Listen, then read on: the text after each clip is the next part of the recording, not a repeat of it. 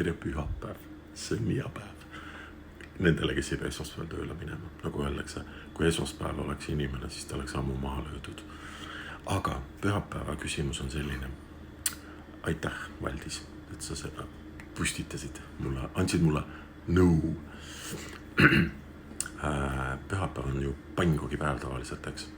No mitte tavaliselt, aga selles mõttes on mingi siuke, et pühapäev hommikul teeme pannkooke perega, siis sööme ja Kuidas teil on, kas te teete nagu, kui tihti te teete ja kas maitsevad magusad või soolased?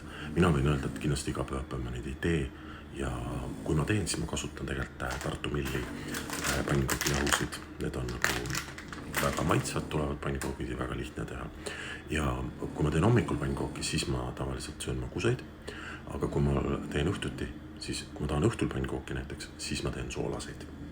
Aga ilusat pühapäeva ja kommenteerige, kus saate Facebook, Insta, TikTokis ei saa.